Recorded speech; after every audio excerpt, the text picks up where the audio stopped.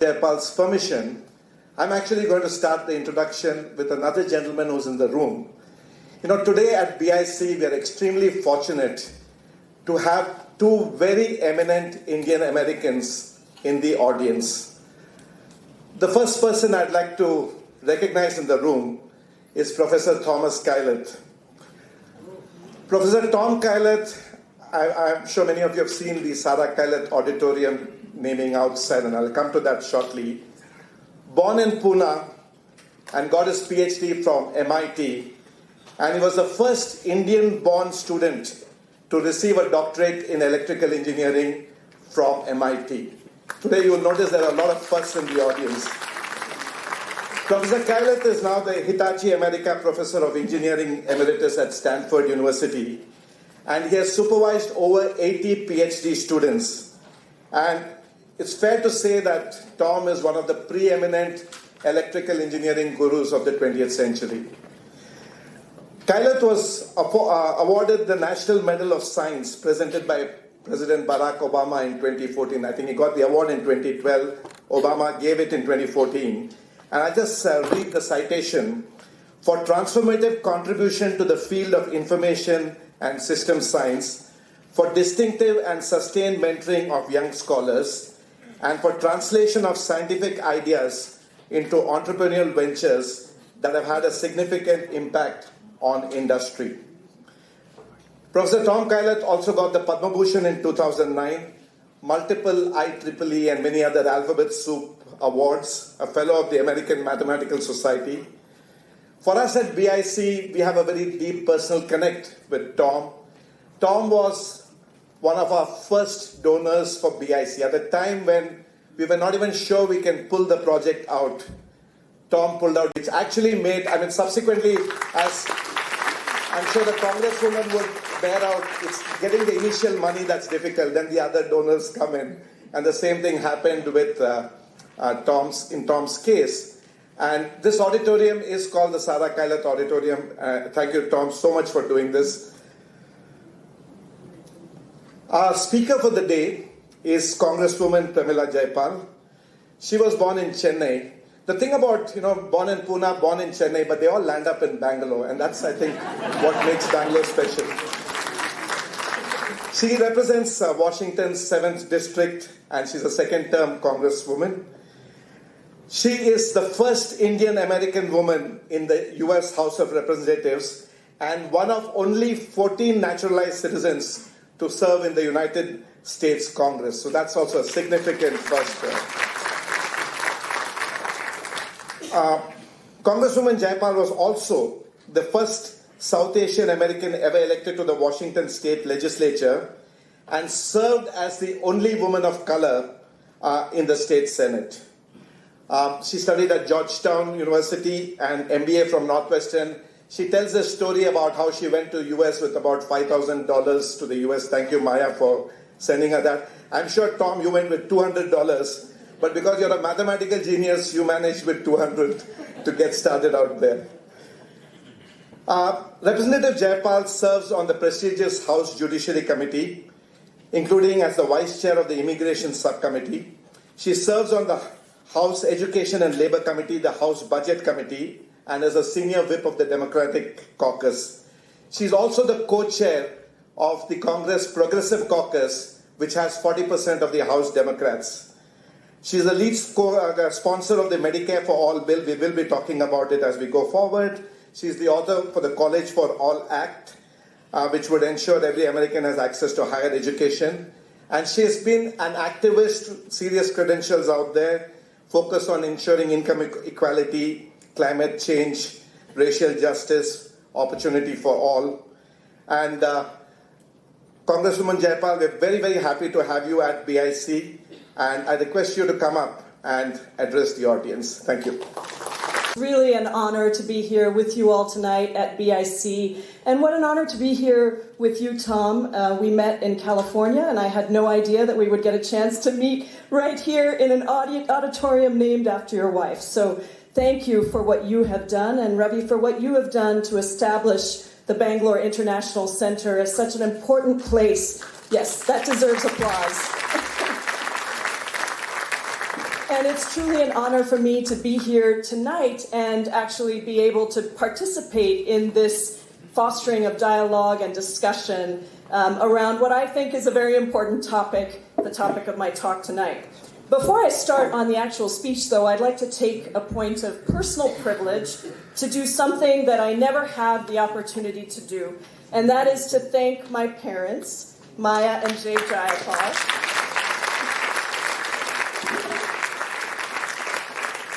While they are right here in front of me. I often thank them, but they're often not in the room when I do so. And I often speak about my journey from India to America and about the sacrifice of parents who sent me across the ocean when I was just 16 years old. Hard to imagine, because they believed that America was the place that I would have the most opportunity and the best education. And 2 weeks ago, when I arrived at my parents' house, I found this treasure trove of letters, old letters that I had written in 1982 when I was a new freshman at Georgetown University, written on aerograms and onion skin paper because that was the cheapest at the time to send. Some of you are nodding here, which is good because in the United States, very few people know what an aerogram is anymore. But I saw in those letters the acute homesickness, the difficulties of a challenging new curriculum, and all of the work to make ends meet. And I saw, too, the wonder of the new snow that I saw for the first time and wrote to my parents about, and the opening up of an ability to think for myself, not just do what my father wanted me to do at the time, which was to become the CEO of IBM, but to actually chart a course that would incorporate both my heart and my head. And none would have ever guessed at the time that I would become the first Indian American Congresswoman in the U.S. House of Representatives. And of course, that has meant that we live on different continents and we see each other far too rarely. And so in front of this community that has nurtured and supported my parents, I'd like to say thank you, Mama and Papa, for everything that you have done.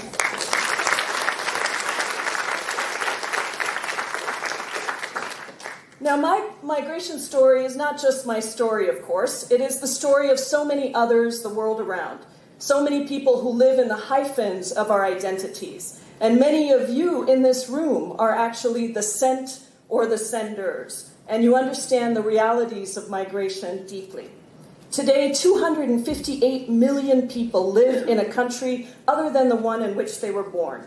68 million were forcibly displaced due to persecution, conflict, violence, or war, and 2/3 are women and children.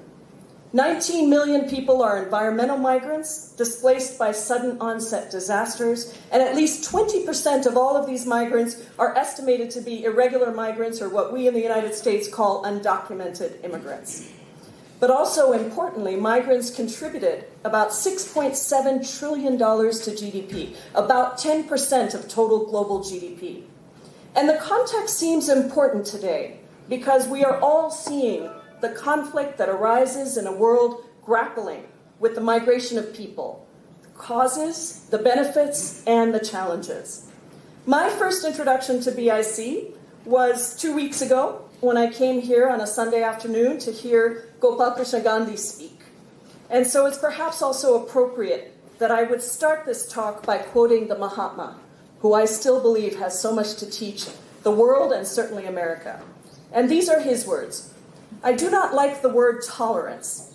Tolerance may imply a gratuitous assumption of the inferiority of others' faiths to one's own, whereas ahimsa teaches us to entertain the same respect for the religious faiths of others as we accord to our own. I start with that phrase because I want to say that America's history on immigration is complex and contradictory, one of tolerance and intolerance. We are a country built on immigrants, willing and unwillingly willing. Some who were forcibly brought over on slave ships, while others sought to escape drought, war, and persecution. Some labored as contract workers, others on plantations or the early railroads of America. We are a country that excluded Chinese immigrants in 1882, and in 1923, our United States Supreme Court deemed Indian immigrants not white. I put that in quotations because they were not white in the common understanding, and therefore they were barred from naturalization, something that actually didn't change until 1952. Racism is the original sin of America, with the genocide of Native Americans and the enslavement of Black Americans. And it continues today. We cannot deny that it continues today, sometimes with great cruelty and covering vast territory. From hate crimes against Muslims and anti-Semitism against Jews to locking up children in cages on our southern border.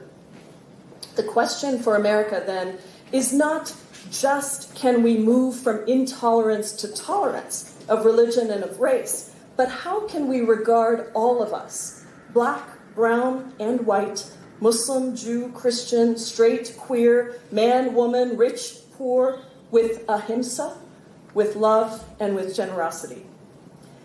Now, when I was pondering the title for this talk, I was tempted to title it with that very charming yet pointed Malayalam phrase that conveys both my frequent frustration with America and also that affection that we have for a misbehaving loved one. Something like, "Ayo, America, when will you get your act together?"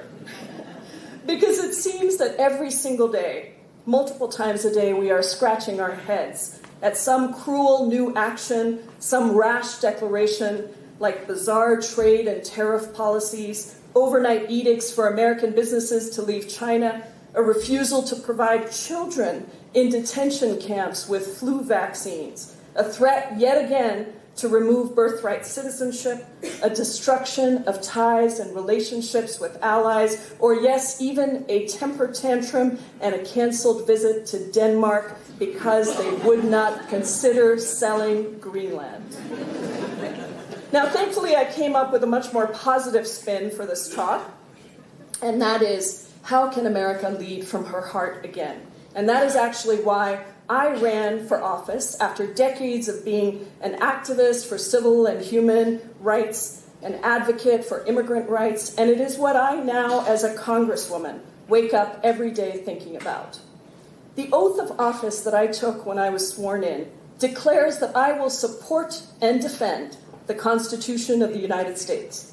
And the First Amendment of that Constitution reads as follows: Congress shall make no law respecting an establishment of religion or prohibiting the free exercise thereof, or abridging the freedom of speech or of the press or of the right of people to assemble peacefully and to petition the government for a redress of grievances. And that constitutional recitation of rights is one version of America, the individual liberties version of America. And in this America, naming our rights is how we insist that others tolerate us. But before our Constitution, the Declaration of Independence put forth a deeper, more loving, and more aspirational America. This America proclaims that the purpose of liberty and independence is the pursuit of truths, very Gandhian again, truths that bring us back to the region of our hearts. Our Declaration of Independence, a grand proposition that begins with these words, though I admit I have changed the word men to the word people. We hold these truths to be self-evident, that all people are created equal, that they are endowed by the Creator with certain unalienable rights, that among these are life, liberty, and the pursuit of happiness. This is the promise of America. However dissonant it may seem in moment to moment, despite lurches this way and that, America has never been a country defined by people who say, love it or leave it. Rather, it has been a country where people make it better through service, through critique, through resistance, and yes, through dissent. This is a time of significant consequence in America as we work to take back our country. And as one of only 14 naturalized citizens in the United States Congress, as Ravi mentioned, I recognize both the tremendous honor and the tremendous responsibility that I have as a member of the United States Congress. After 2 brutal years, of a Republican House, Senate, and White House, Democrats took back control of the House of Representatives in 2018. And after 2 years of simply being an opposition party, it was necessary. We were a minority party, so we had to be an opposition party. We have now been able to become a proposition party, a party that puts forward our heart-based vision that can inspire people to believe again that America can work for them. And so in the 7 months since Democrats have taken control of the House, we have passed 123 major pieces of legislation. And just to name a few, House Resolution 1, which is a transformative, anti-corruption, pro-transparency, for the people act that gets money out of politics. 2 sensible gun reform bills to expand background checks, which 90% of Americans believe in. And we are about to go back early, actually, to debate a ban on the kinds of assault weapons that were used in the mass massacres and mass shootings in Dayton, Ohio, and El Paso, Texas. The Paycheck Fairness Act that ensures that we address the gender pay gap for women of all races. A bipartisan, bicameral war powers resolution to stop the illegal and devastating war in Yemen.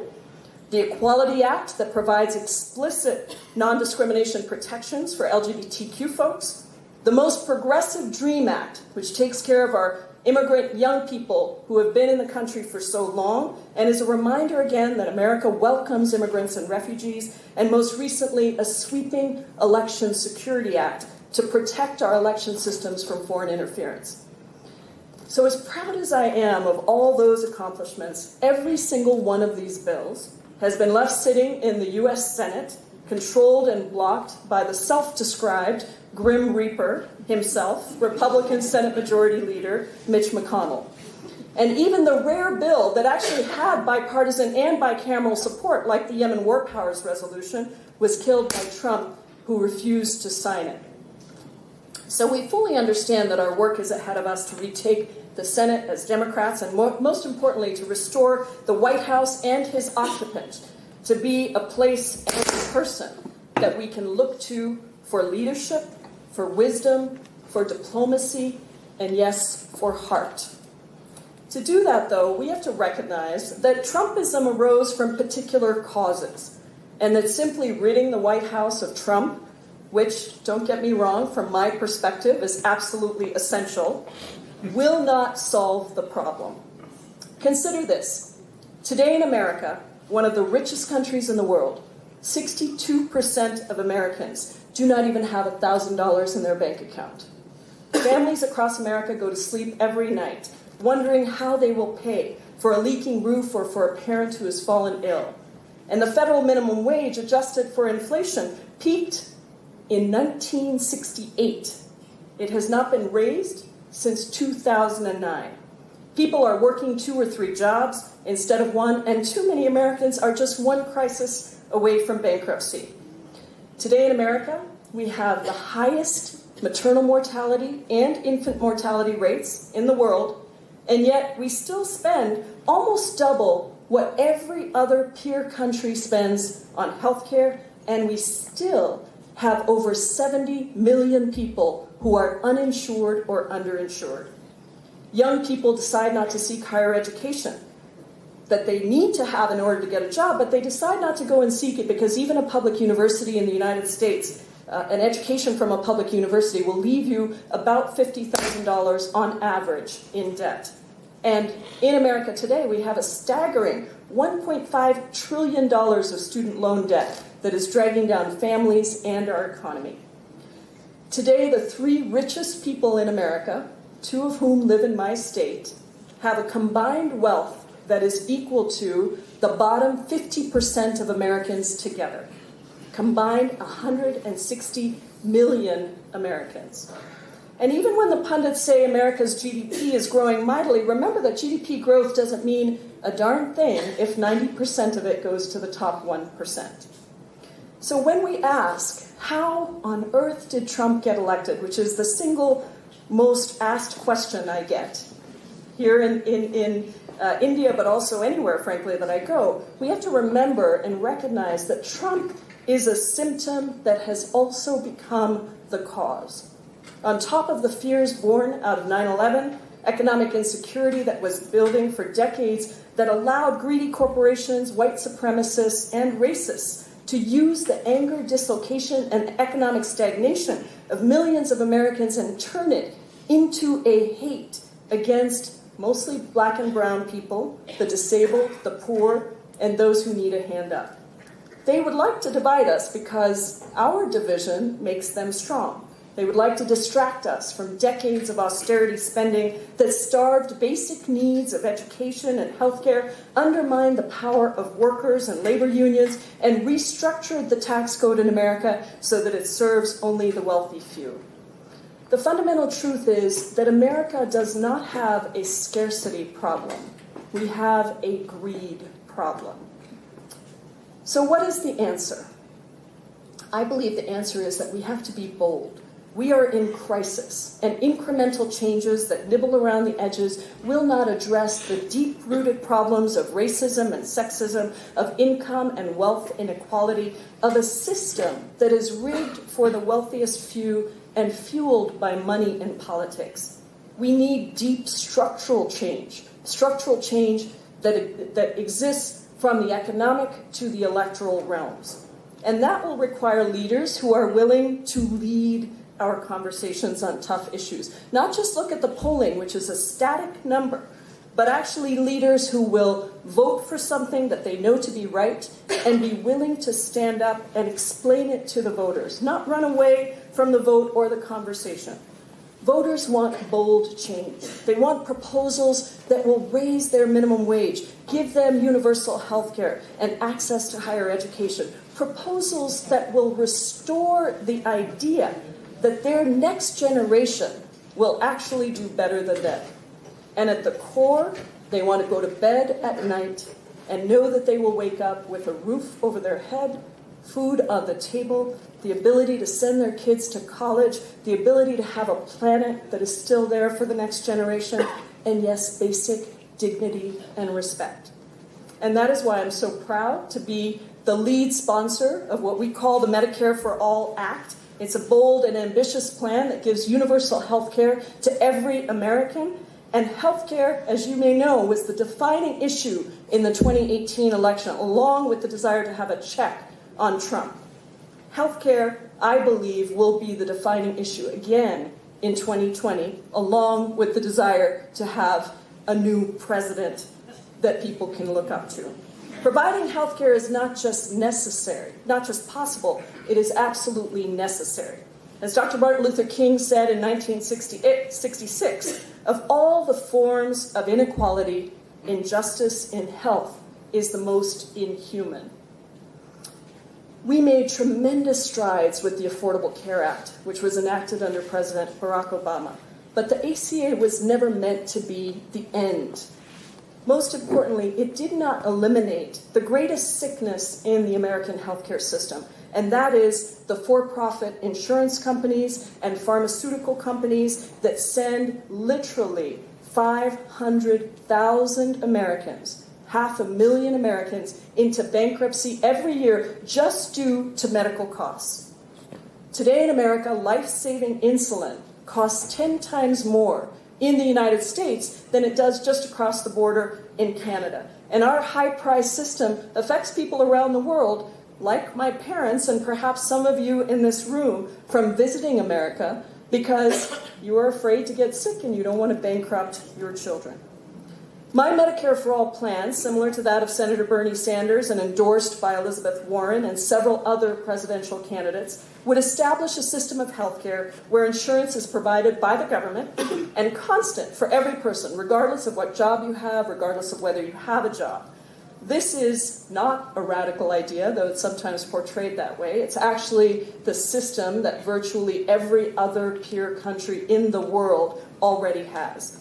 Medicare for All would provide comprehensive coverage for all residents, and it would eliminate the 30% of costs that are currently spent by private insurance companies on administrative waste and massive CEO salaries of up to $85 million a year per CEO, even as people die because they can't afford cancer treatments or insulin. In the House, I now have over half of my Democratic colleagues sponsoring the bill, and I was able to negotiate with Speaker Nancy Pelosi to allow me to have 3 important and historic hearings on this bill. First time in the history of Congress that we've actually had hearings on a universal health care bill. Our momentum is building, but so is the opposition from corporations who are pouring hundreds of millions of dollars into a televised, all-out campaign to lie and mislead the American people about what the plan will do. You see, they've looked at the polling, just like I have, and they've seen that 70% of Americans support this plan, including a majority of independents and, of course, Democrats. Recently, 200 prominent economists across the country released a letter endorsing the plan because they know that our broken healthcare system is gouging our economy from the inside. I'm not naive about the challenges ahead, but I believe that we have to address this healthcare crisis in America that is literally killing people every day. Let me touch on 3 more quick topics before we move to the question and answer period, and those are immigration, diplomacy and foreign affairs, and the one I'm sure everyone wants to hear about, and that is impeachment. So first on immigration. Trump used immigrant bashing to fire up his conservative base in 2016, and it is the single idea that he returns to every time he feels like he is in trouble. So today we have a record number of immigrants being jailed, the lowest refugee admissions ever, the separation of thousands of children from their parents, and bans on Muslims, people seeking asylum, and refugees. This is no longer, by the way, just about undocumented immigrants. It is about the conservative right's dream of ending legal migration in America as we know it. In the House Judiciary Committee, where I'm the vice chair of the Immigration Subcommittee, we have been having hearings on the numerous ways in which Trump and his administration are seeking to limit legal migration, from denying H-1B visas, which I know many of you in the room understand the importance of those visas to the Indian community, to a new public charge rule that restricts citizenship if you've taken any legal benefits from the government, to the never-ending efforts to end family migration, which has actually been the cornerstone of U.S. immigration policy for so long, and the primary way that Indian Americans have entered the country. But what is so jarring to watch and to live through is the cruelty that is undertaken with a delight in dehumanization and in violence. To this day, I cannot get out of my head the cries and the stories of the 226 mothers and fathers who had been separated from their children. I was the first member of Congress to go into a federal prison and to spend hours with these parents who had not seen their children, some as young as 3 months and 6 months old, parents who had not seen them in weeks, did not even know where their children were, and never had a chance to say goodbye to them. More than 3,000 children, now we're finding out perhaps thousands more, will suffer the long-term, severe, and irreversible psychological damage of being separated from their parents. And terrifyingly, we found out that some may never be reunited again. Listening to these parents was heartbreaking, and it led me to do what I could, which was to organize. And within 3 weeks, along with the leaders of some of the biggest progressive organizations in the United States, we had protests in the streets that brought out 500,000 Americans in every state across the country. Those protests and the lawsuits that we were able to file in the courts brought a temporary halt to some of the cruelty. But in the run-up to the 2020 election, Trump has doubled down and now is establishing new rules that seek to indefinitely detain these children and families. I have introduced numerous pieces of legislation to fix our many problems with the immigration system, including one that would transform what is now a for-profit immigrant detention system. We can call it an immigrant jailing system that jails over 52,000 people every single night, 88% of whom have never been convicted of a crime, much less charged with one. In a White House that is devoid of the usual sideboards of social constraint and certainly devoid of compassion, we cannot allow this president and a small minority, I believe a small minority, of conservatives to redefine what immigration means to America and who immigrants are. In the end, it is my belief that immigration has never been a matter of just policy. It has always been a question of who we are as a country and what we're willing to stand up for. Second, diplomacy and foreign affairs.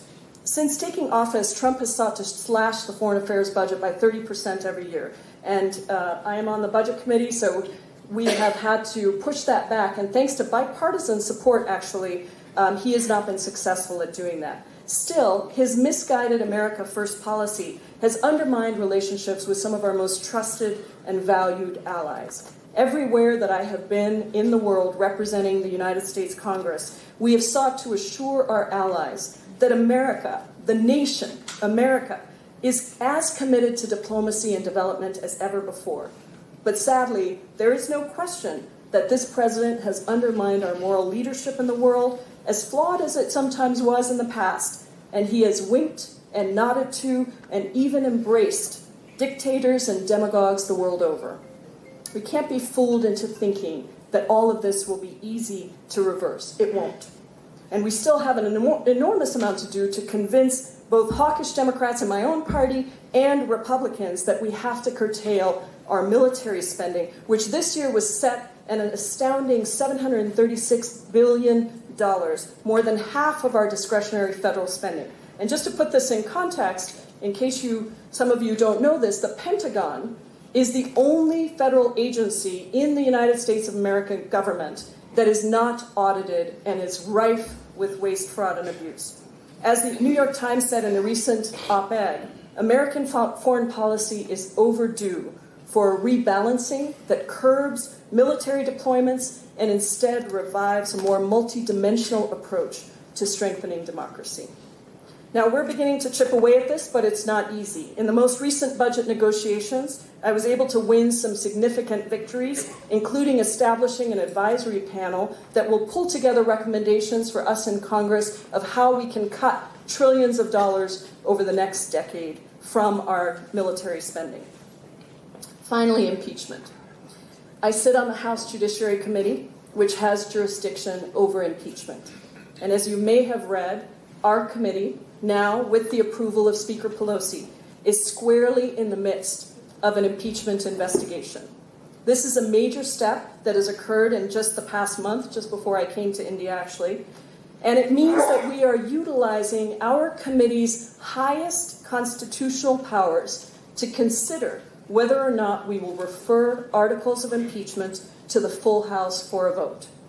Our Judiciary Committee investigation will include not only the very strong evidence of multiple counts, at least 5 that we think are extremely strong counts of obstruction of justice by the president into the investigation of foreign interference in our elections, but also other areas of potential high crimes and misdemeanors, which is actually the standard for impeachment. It's fairly vague. Procedurally, if the Judiciary Committee finds adequate evidence of high crimes and misdemeanors, we will then compose articles of impeachment to recommend to the full House of Representatives for a vote. Those articles, think of them as essentially indictments, with each article describing the specific charge of a crime and laying out the supporting evidence. If the full House ratifies any of these articles, they are then sent over to the U.S. Senate, which conducts the equivalent of a trial and then must determine whether or not to remove the president with a 2/3 majority. So this is obviously a very, very high bar. So let me respond quickly to the 2 things that I get asked the most when it comes to impeachment.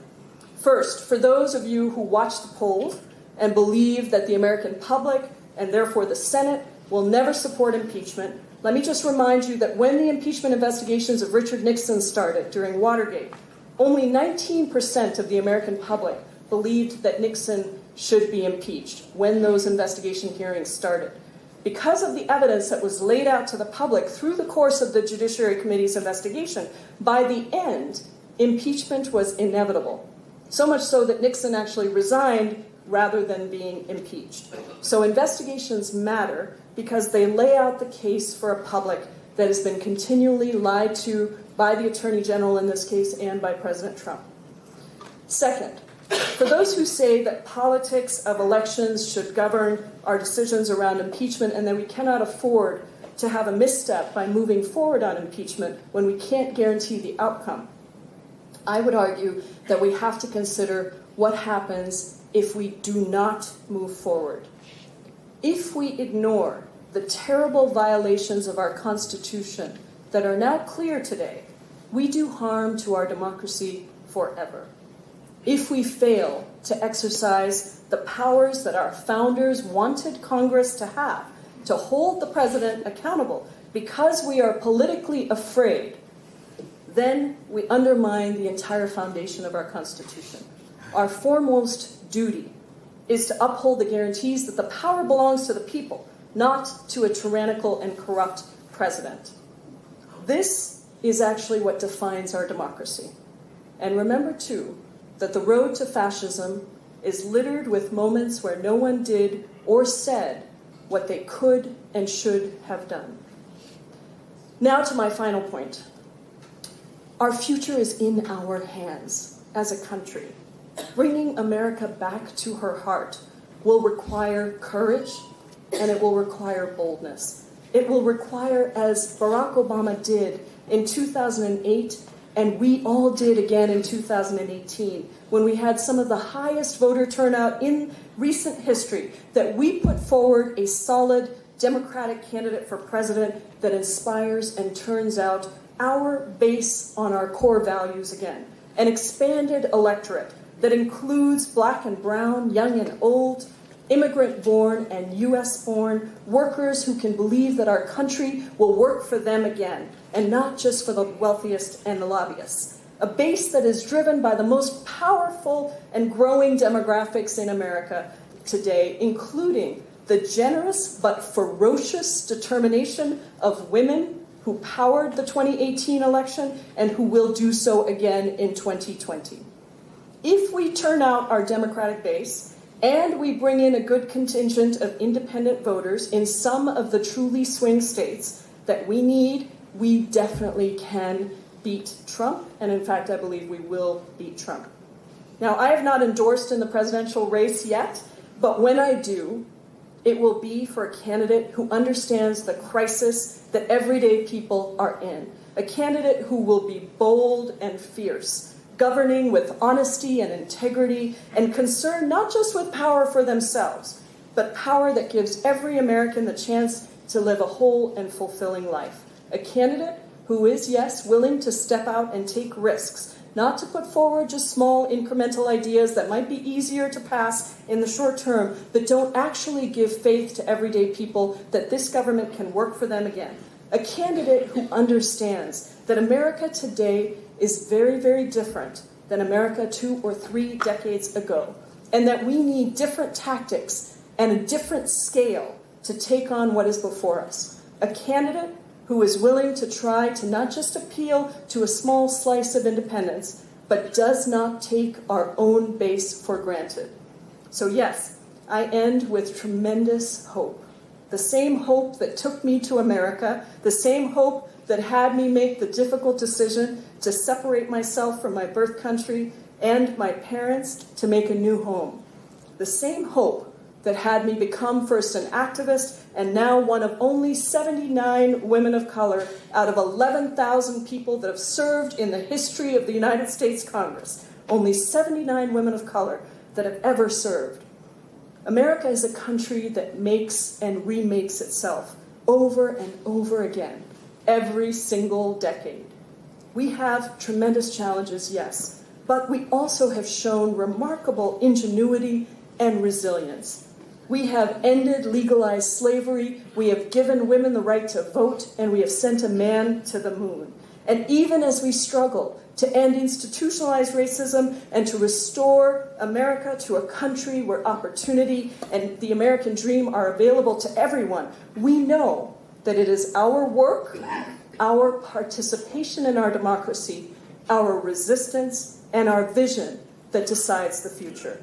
And in the end, I believe it is generosity and love, not scarcity and fear, never scarcity and fear, that has always defined our greatness. And that is, again, where we must find the heart from which to lead. Thank you so much, and I look forward to your questions.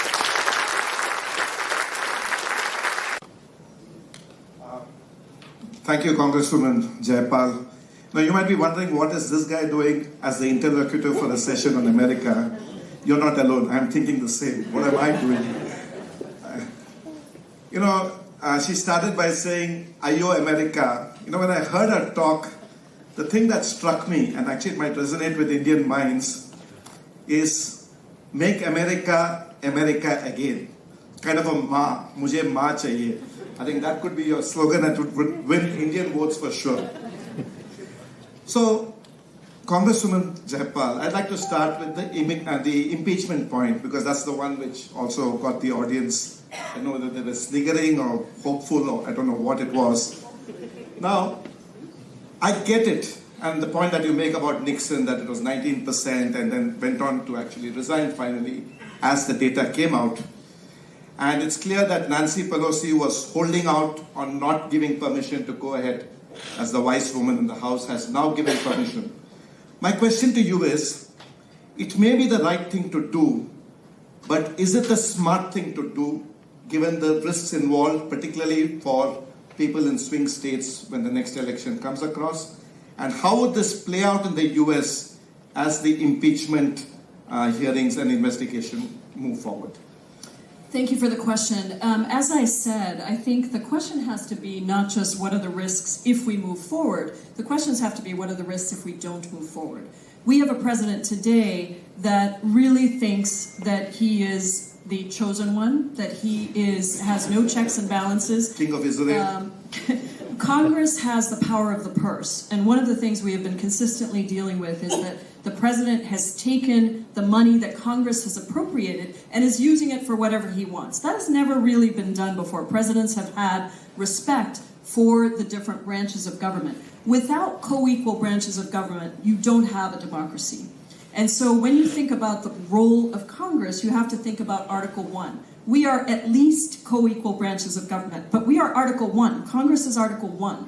So if we don't address these serious threats that are happening right now, and we spent the last 6 months trying to get the president to provide us with information that every other president has done, from his tax returns to notes from various meetings. When we had Robert Mueller come and testify, we've also asked for at least 20 other people to come and testify before us, and he has refused. In fact, he has been using something called inherent authority or absolute authority to say that anybody who worked for the White House can't answer the questions of Congress. So this sets an incredibly bad precedent. And what we have been doing is we have been laying the steps and the groundwork for us to get the information we need so that we can finish the investigation in clear view with public transparency to the American people, and then we can decide what we need to do at that point. And I think that Speaker Pelosi has been clear that she was taking it carefully. She will still, I'm sure, take it carefully. But the other day, I think it was you, Ravi, who said to me, well, there's no smoking gun like there was with Watergate. And I said, look at Trump.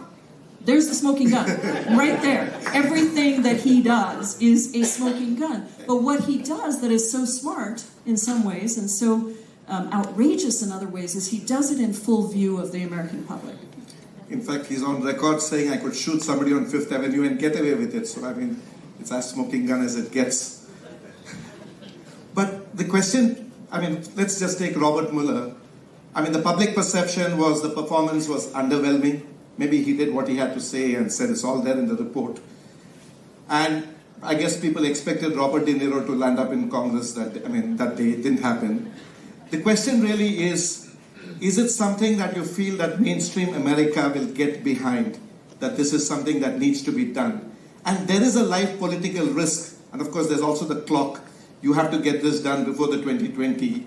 So there are risks involved. Are you underestimating the risks involved on the impeachment thing? Oh, I don't think we're underestimating any risks. I think we're very, very aware of what the situation is. If you were expecting Robert De Niro, you would have been disappointed. It was Robert Mueller. He is a very careful and cautious prosecutor.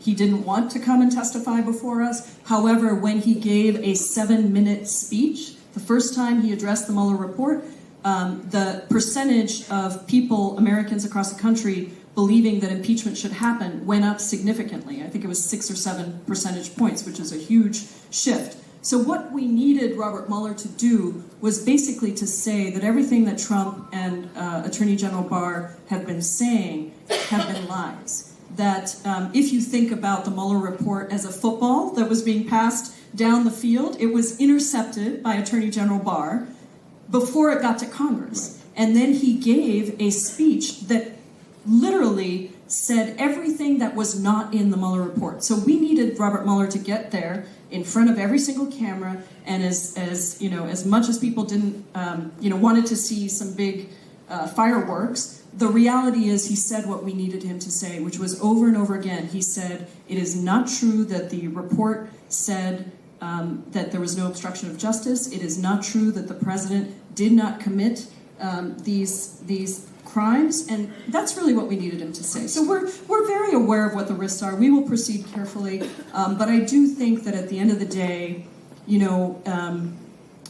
I wake up every morning and go to sleep every night thinking about the oath of office that I swore to the Constitution.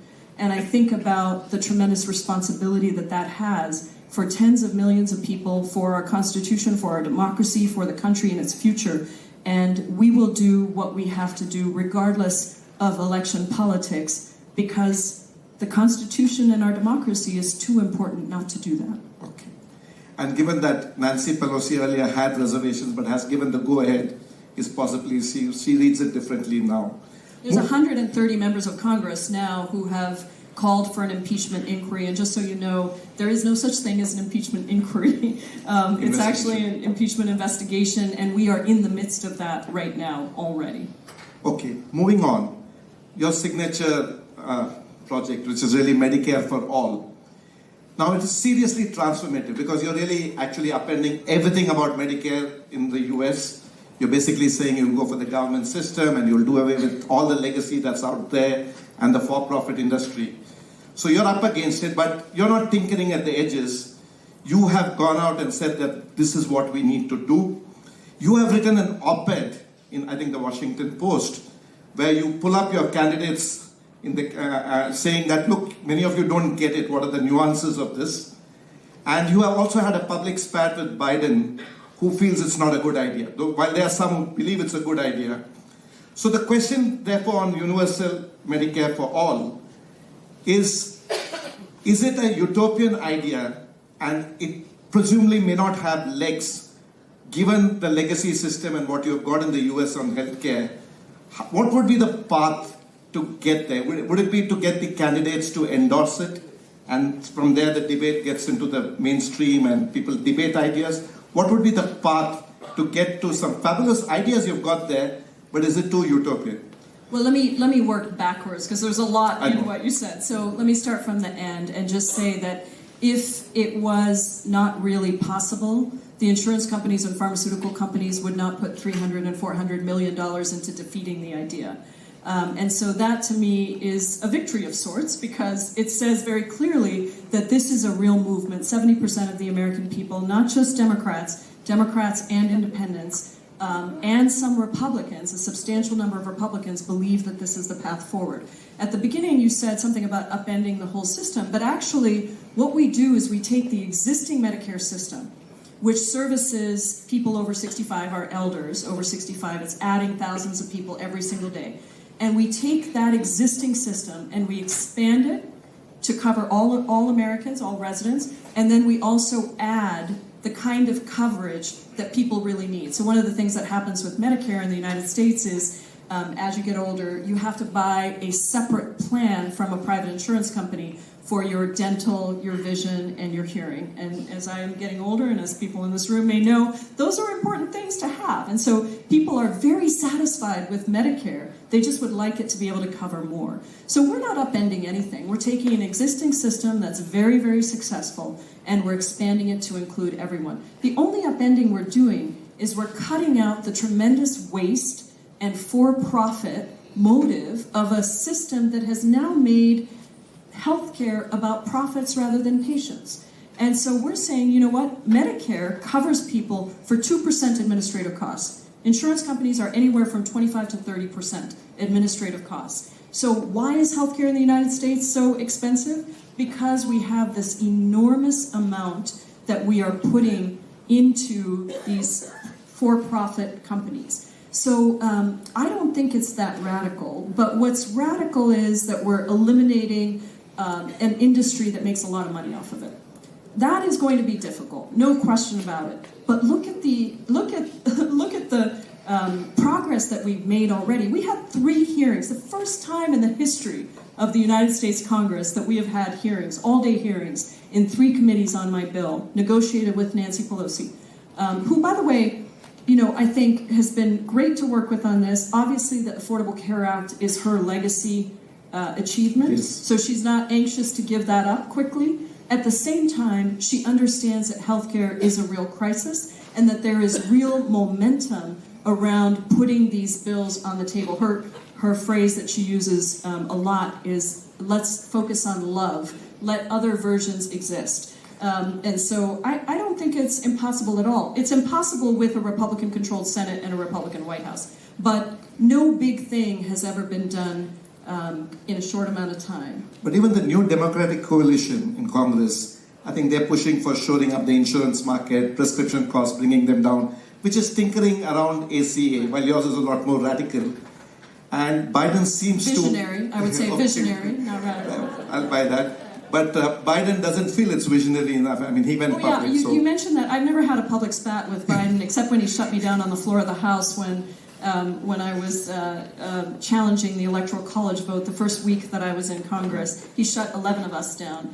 But no, if you call a public spat Twitter... I think on Twitter. Yes. On Twitter, I never named Biden, but I just said that the things that some of our Democratic presidential candidates are saying mirror Republican talking points, and I think that's a great disservice. And I would just say on that point, Biden was making the case that labor unions didn't want Medicare for all because they had bargained so heavily for health care as part of their collective bargaining rights. And my husband, who's here in the audience, is a longtime labor leader, knows that we actually have the biggest coalition of labor unions supporting the bill this time, which is new.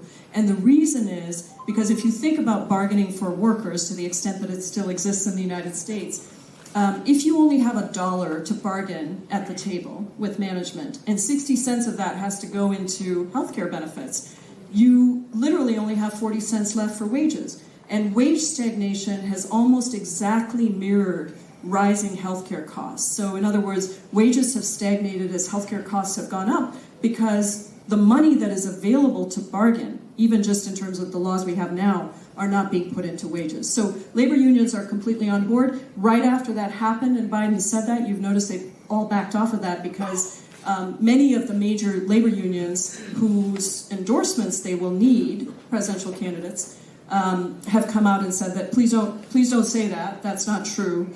And it was good for me to be able to. And would it be fair to say that bulk of the Democratic candidates are behind this in some way or the other? It's interesting. If you watch the debates, it's a big part of the debates. And a lot of people say Medicare for all, but they mean different things by it. I would say Bernie Sanders, obviously, who wrote the bill in the Senate, the companion bill to mine, knows exactly what it is. Elizabeth Warren knows exactly what it is. We spent actually a fair amount of time with no bias educating each of the presidential candidates. They called, the ones that called, we gave all of our information to. But as the attacks start, you see who is willing to stand up to those pharmaceutical companies and those insurance companies. It is not true that people love their private insurance. The way the polling is worded, it says, would you support this if it meant getting rid of your private insurance? What most people understand from that is, if I get rid of my private insurance, it means that I can't keep my doctor or hospital. But this is a very different system than, say, the UK has. It's not a national health service. This is just a government-provided insurance plan, but it utilizes the same doctors and hospitals. So we just have to keep fighting back against these things. But, I've never taken on fights that are easy. I really believe that we have to fight for what is right. And the American voters are very smart, as I said. They don't have to agree with you on everything. but they want to know what you think from an authentic place, an honest place. And they want you to defend what you believe in and stand up for it and then explain it to them. Moving on, immigration. Of course, we have those horrid images about children being separated at the border, which is really the illegal immigrants issue. Something that you mentioned, and I think which is becoming now understood more mainstream in the US, is that the goal is actually to reduce legal immigration. And I think last week they brought the public charge issue, saying that if you're a drain on the system, then you don't come here.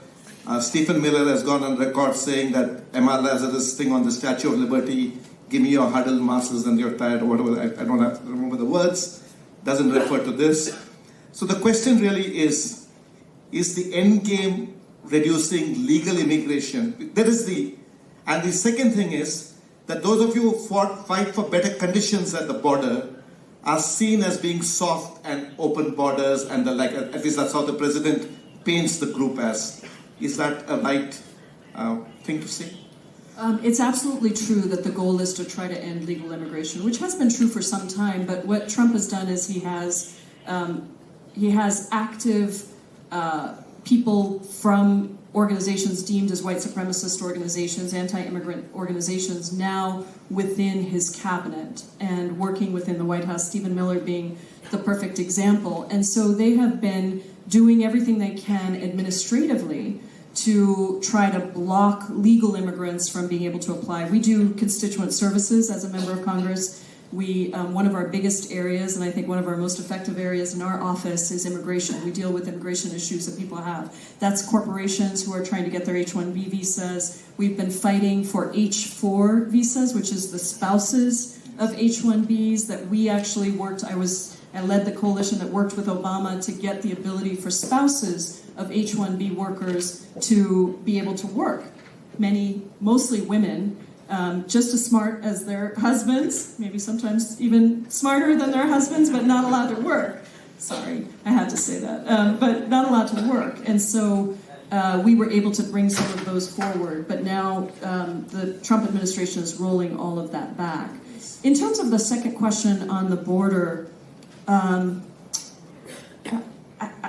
think the president has played it completely wrong. And I think that this will be part of his undoing.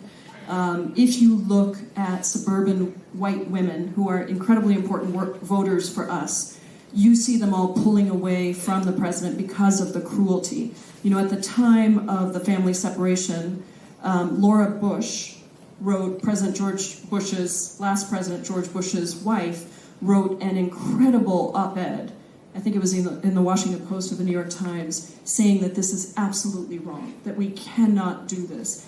And you saw with the protests that we led, literally from the time I called my friends to say, let's have a rally in the streets, and I want 300,000 people in the streets, and they all laughed at me, it took 2 weeks to get 500,000 people into the streets.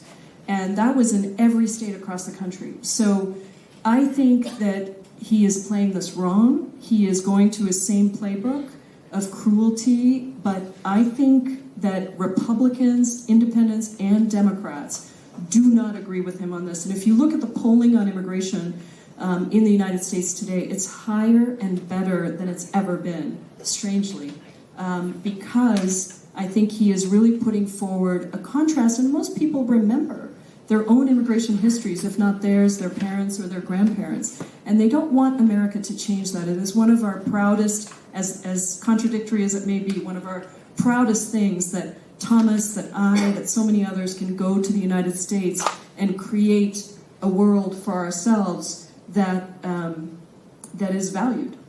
But I guess his base still sees that he's delivering on the campaign promise. Maybe Mexico is not paying for the wall, but that apart, I think they feel that he's doing what he promised in the election as far as the immigrant issue was concerned. Well, he hasn't built the wall yet. Yes, he's not. We have not, not allowed him to Yeah. build the wall yet, though he's stealing money from other places and trying to use it for the wall. Look, there are 30% of his base that are never going to be with us. We shouldn't try. We just shouldn't try. They aren't going to be with us. Even when Nixon was impeached, 34% of Americans didn't think he should be impeached. There's probably a similar number of people that will follow him off the cliff, even if he jumps off the cliff. I'm not concerned with those people. What I'm concerned with is the values of our country. And I believe that the majority of Americans, including Republicans, do not think that what this president is doing is right. And I say that from the perspective of talking to my Republican friends across the aisle who come to me and they say, oh, this is terrible, I can't believe this. You know, after he said, go home to your own country, go back to your own country, to our 4 members of the Progressive Caucus, of the Democratic Caucus, one of my Republican friends who's in a senior position in the caucus said to me, oh, I couldn't believe it, Pramila. My kids were watching TV and they heard it on TV, and I turned to my children and I said, never ever say that. And I said, won't say his name, I said, why don't you say that publicly? Why don't you say that publicly? Why don't you, as a Republican leader, claim the mantle of what used to be a conservative issue, to be pro-immigrant? But unfortunately, they're afraid of the bully in the White House. And they've given up on quite a few other conservative issues. I think Russia is another one where they traditionally were wary, but they're okay with this president's closeness. Yes, you see their concern about it, but they're not willing to do anything because they're terrified to lose their elections. And they believe that the president will get out there and use the White House and the bully pulpit in ways that no other president has ever done, much less thought about doing. And so I think it is a real crisis of courage on the Republican side. You are seeing now people, you know, is it Joe Walsh who just declared to run against Trump? That's kind of unheard of for a sitting president. You saw the Mooch, Scaramucci, Anthony Scaramucci used to be one of the 14-day wonder or whatever. Yes, one of his closest allies, now coming out and saying, you know, Republicans should say in public what they say in private, just what I said to you. And so these things are starting to happen. The question, though, is not really about those Republicans at this point. It is about the Democrats. And can we turn out a base that is expanded as Obama did in 2008, in particular, a little less in 2012, and then as we did in 2018? So the conventional wisdom there is to win the primary, you have to swing left, and then you've got to come back to the center to be able to win the nation. So that's the conventional thinking. Is there a worry that the party is being pulled too much to the left, and subsequently that might be because you mentioned in your talk, get the Democratic base out, work on that, you need a certain set of independents, and that's the formula to win. And the reality is in 2018 you have done distinctly better than 2016.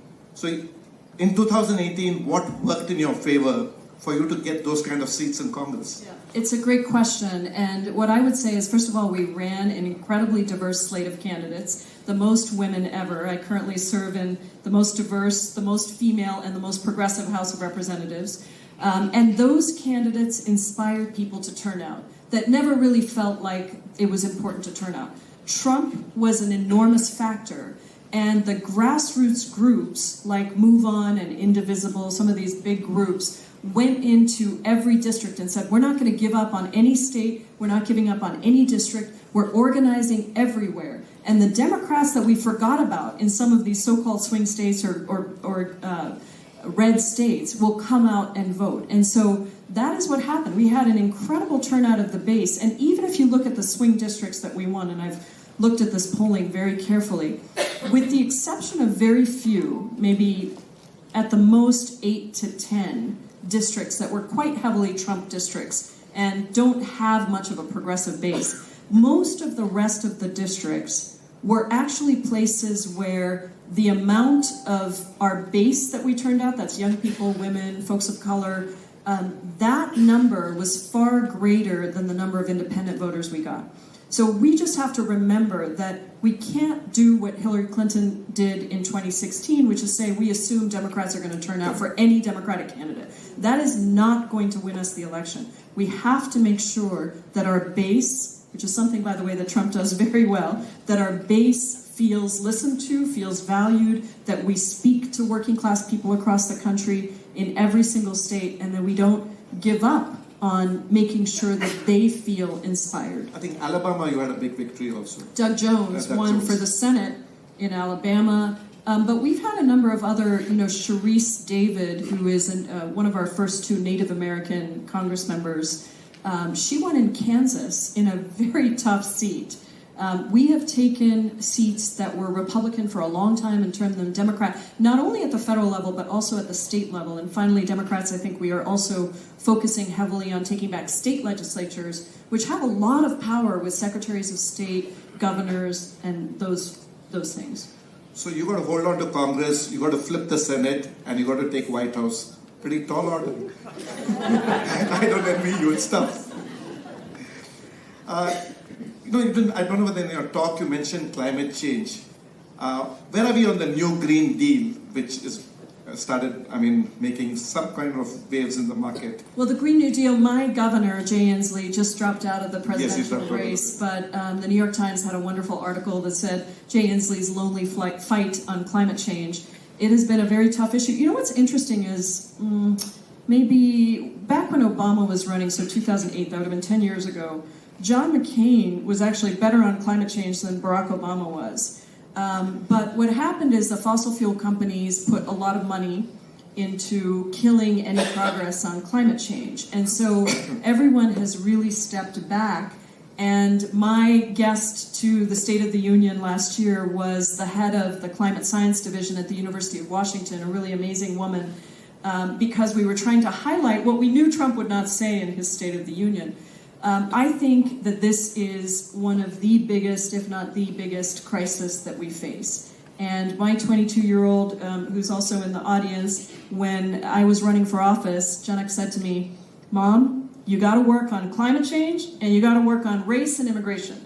And that's what I expect you to do big things there. But this has been a very tough issue because we're being pushed back by the money and politics around fossil fuels. That said, this is again something that the majority of Americans believe, and particularly Janak's generation, understand the crisis that we're in. Seeing the Amazon burn, perhaps with Bolsonaro's assistance in Brazil, is just devastating for our young people. So the Sunrise Movement, also led by an Indian American young woman, Varshini Prakash, who's an amazing activist. She and the Sunrise Movement, Alexandria Ocasio-Cortez, they brought a lot of attention to it. But we've seen no movement whatsoever in Congress, and it's going to require, again, a Democratic president and 2020, will this be a hot button issue like healthcare and things, the climate? I think so. CNN is doing a debate on it shortly. I have spoken to Tom Perez, the head of the DNC, because I really wanted there to be a climate debate. I think it's been tough for the DNC because there are only a certain number of issues that you can, if you do a climate debate, do you also do an immigration debate? Do you also do a healthcare debate? So what they've come to now is a format where there can be debates that are held by the TV station, the TV network, and candidates can come on one at a time, but they won't be a formal DNC debate. But it is a top issue. It's actually risen to the top of all the issues in the polling. I just want to touch quickly 2 or 3 other issues, getting greedy, and then I'll go to the Q&A. Gun control laws. You mentioned that over 90% believe in background checks. It's not happening. Even that's been stalled. And every time something happens, you think this is the one that's going to tip the moment. It doesn't happen repeatedly. Now they say it's a mental health issue. I wonder whether they're referring to the mental health of the leadership, not the guy who worked the gun. So how do you see this gun control issue play out?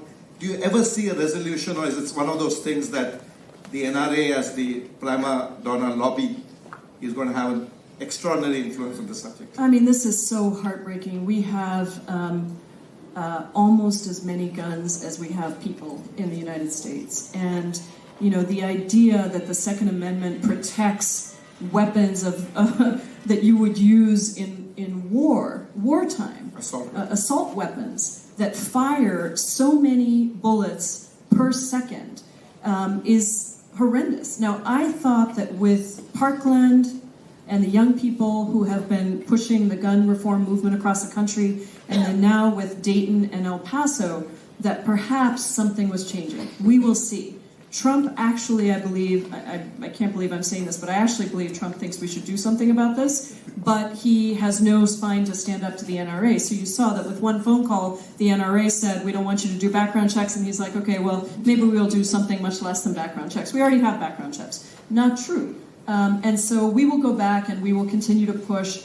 But many of these things do require a president that has some compassion and a Congress that is not in the pockets of lobbyists who just funnel money into campaigns. Remember that campaigns cost tens of millions of dollars. My campaign, when I first ran for Congress, was the most expensive non-swing district race in the country. It was a $7 million race. And we have to run for office every 2 years. I don't take any corporate PAC contributions, but it is very difficult because you have to raise the money in order to run. And so people who are lobbyists and wealthy folks who want you to implement one piece of an agenda will give you a lot of money in independent expenditures and in the campaign funds. One thing the Republicans have got it right is working systematically on changing the composition of the court, Supreme Court and down the line. And I think Mitch McConnell, the Grim Reaper, has been pretty successful at that. Now, there's a danger that abortion rights choice is under threat and Roe v. Wade could well go. Why is it that the Democrats never saw the court and the court composition as something that they need to fight for all the time? I think the Republicans have done that a lot better. And you also see a certain hypocrisy, whether it's the evangelicals and the rest, that there's much not to like about Trump, but they are fine with it because they're getting the court that they want, they're getting the gun control laws, they're getting the tax cuts. So how do you explain this? Yeah, it's a difficult question. I think a lot of Democrats felt that Roe v. Wade was settled law and that we had won that battle around abortion and that was an animating factor for the Supreme Court. Republicans saw that as something that could be changed, and so that became the animating factor for them. I now think that that is an animating factor for Democrats as well, and not just on abortion, but on all of these questions that are going to the Supreme Court now, because this president is using the court system in a way that Obama never did. You know, when Obama was turned back at the lower level courts on a number of things that came before the Judiciary Committee. I mean, every president has tried, Republican and Democrat, has tried to use presidential powers for what they want to do. And when Obama was turned back by the lower courts, he never took it to the Supreme Court. Whereas this president is taking everything to the Supreme Court because he put Brett Kavanaugh on there and he's hoping that he has a court that's going to do him what he wants. So I think we will see the Supreme Court be a real animating factor in the 2020 elections, and we are all waking up every morning praying for Ruth Bader Ginsburg. And she's got pancreatic cancer to boot. Last question on the economy. Between now and 2020, I think the president's clearly worried about the economy because you can see from the tweets and also this thing about the China trade war, how it plays out. So the conventional wisdom again is it's the economy stupid. So he runs a real risk if the economy tanks, and he's even gone to call the Fed chairman enemy number one over the Chinese president. So how do you see, are there real risks to the economy as you see it? And what are the things that could go wrong? Because I think he's talking in terms of reducing payroll taxes to again give a kickstart to the economy. Yeah, there are real risks, and I think that's why he's attacking Jerome Powell. I read an article today that said that the Fed board is going to rally around Powell if the president does try to push him out, or, you know, he's got a 4-year term approved by the Senate. So it's not clear that the president would have the jurisdiction to be able to push him out.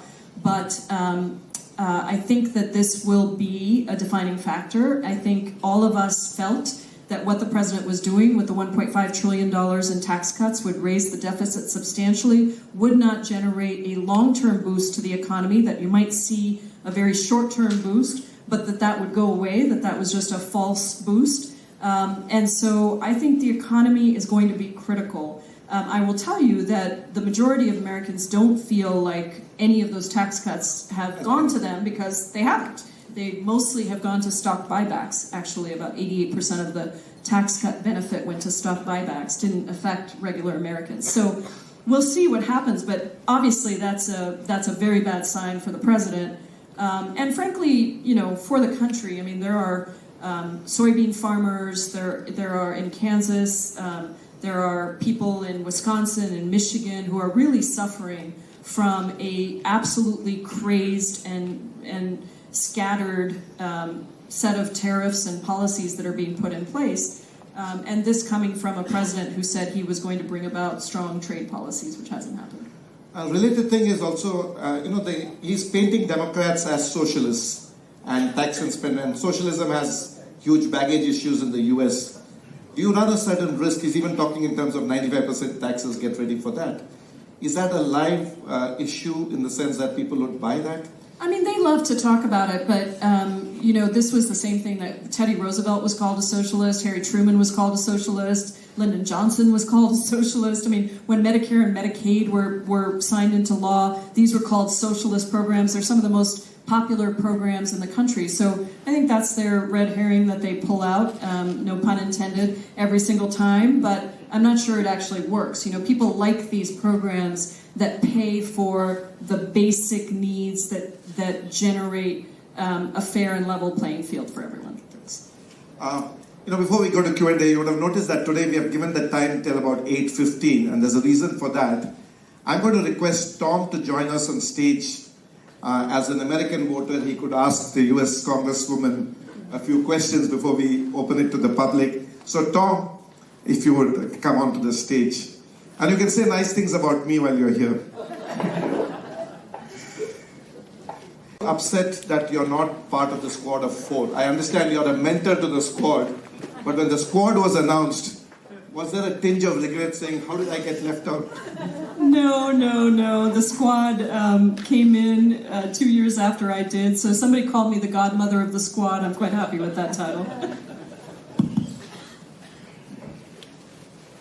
Tom, any questions for the Congresswoman? And after that, we'll throw it open to the audience. Well, let me make a point of privilege and make some remarks before that. Sure. I want to say a few words about why Keep this it is closer. Sarah Kalath Auditorium. Sorry. Is it on? I'm not accustomed to the, not a singer and so on, but anyway.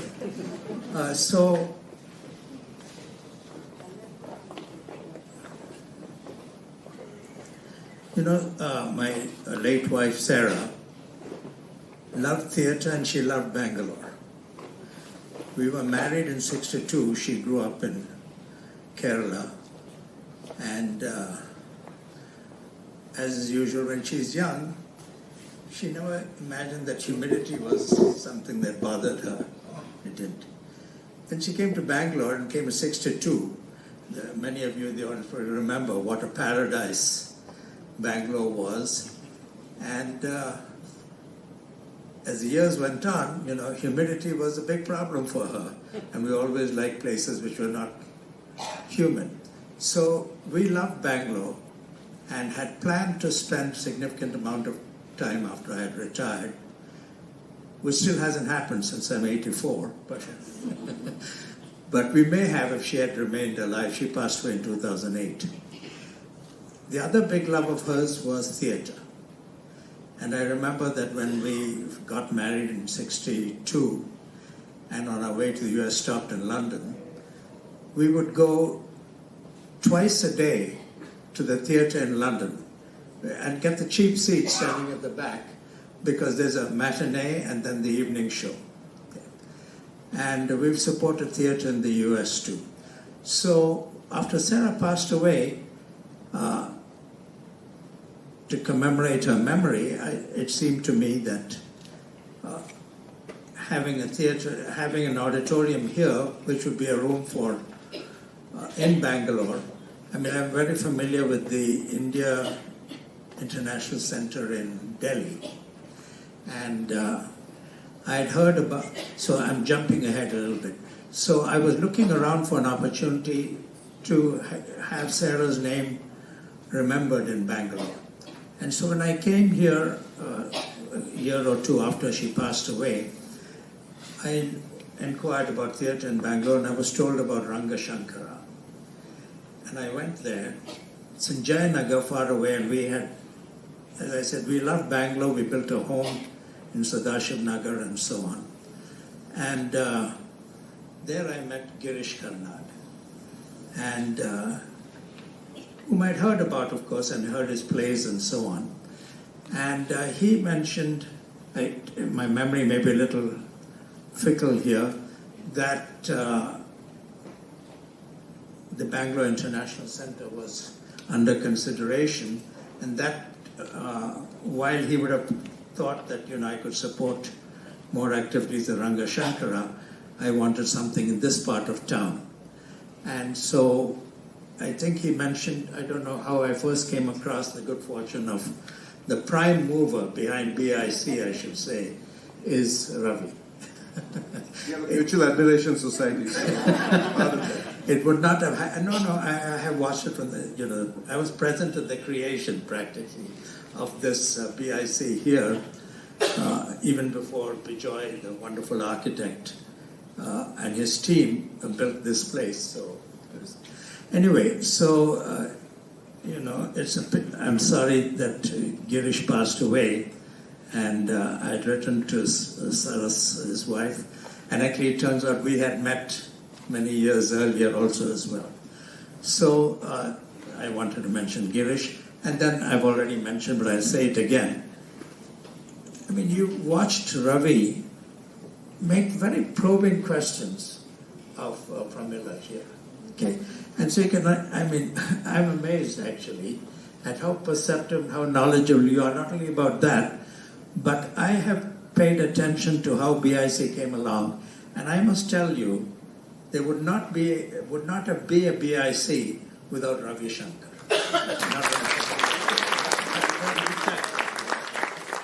Okay, so those are my thoughts. Any question? One question, and then we go to the audience. Anything that you would like to ask?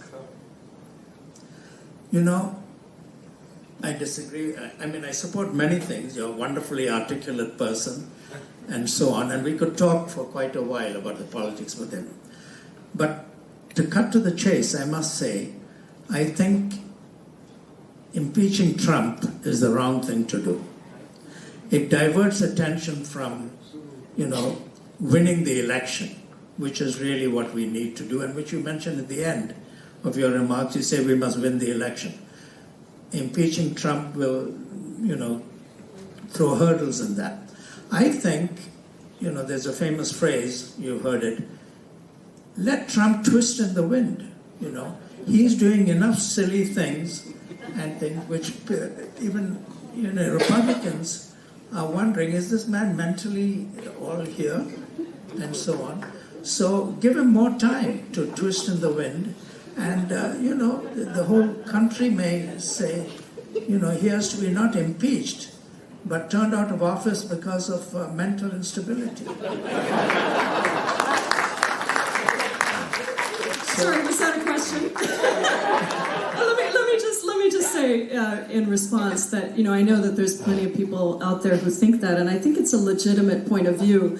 However, I would just say that there are people across the country who are truly suffering because of what this man is doing.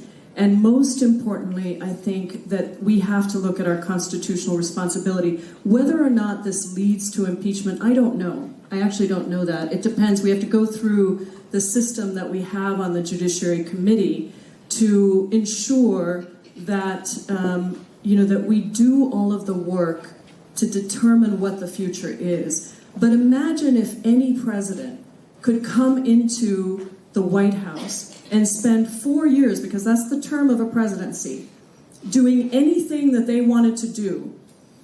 And we said, we'll just have to vote you out in 4 years. Now, let me just remind people also that the Election Security Act that we passed, which is the thing that Robert Mueller has paid the most attention to in all of his public comments, have said that the most important thing is protect your elections. And we still have not done that. So there is still a very real chance that this election also gets stolen, as some people believe the last election was. So I think, while I completely respect that point of view, and believe me, we have that discussion every day, Tom, within our caucus, with the public, with our constituents. But I think we have to be very, very careful in allowing behavior to go on that actually takes away the checks and balances that we have been trying to get every single day. This president is refusing to allow people to come and testify before Congress, is refusing to give us information that Congress needs, and is refusing to respect the checks and balances that are within the Constitution. He's essentially rendering the entire United States House of Representatives unable to do what we are supposed to do. So I think we have to be very careful, though I understand, believe me, I'd like to see him twist in the wind a little bit more. And I don't think we have to worry that he will. I think he will twist in the wind for quite a while. But I think we have to take our constitutional responsibility very seriously. Me too.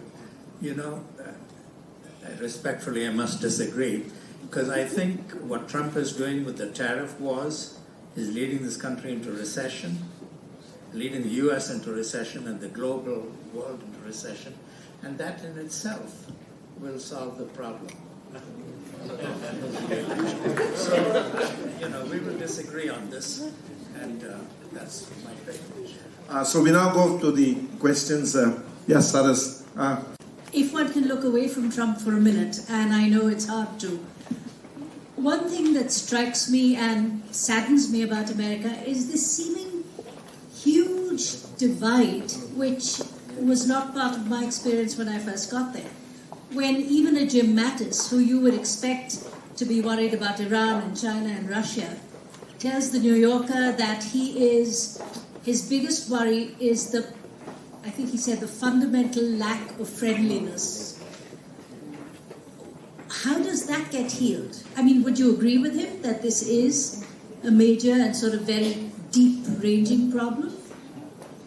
Yes, I mean, I think it's not so much a lack of friendliness, because everyone, we are all friendly to each other, Republicans and Democrats, but there is a lot of hate and a lot of violence, and it's exhibiting itself with, increased hate crimes, increased white supremacy, a number of things that I think are very, very difficult to sit through and live through. But I think there is this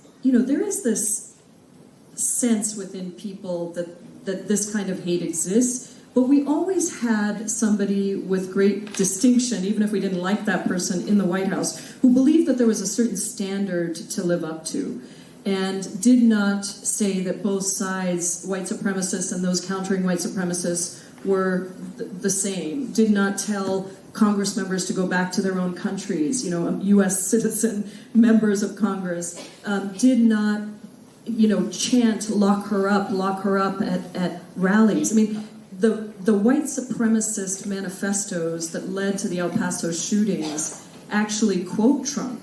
I mean, they quote the same words that Republicans have been using or allowing. And so I think that this is a real challenge, and it's why we need somebody in the White House who recognizes that that is a very powerful position. And that is a place that everybody looks to. And if he allows for that to happen, in fact, encourages it, then it brings that out in people across the country.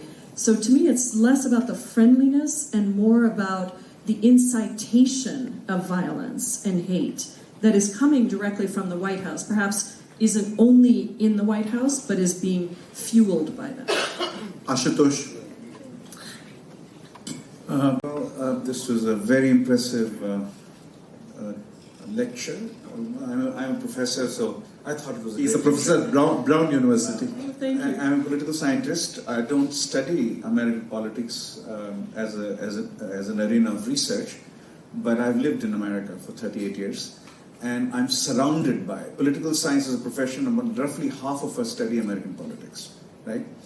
So the question is coming from that kind of political science sort of view.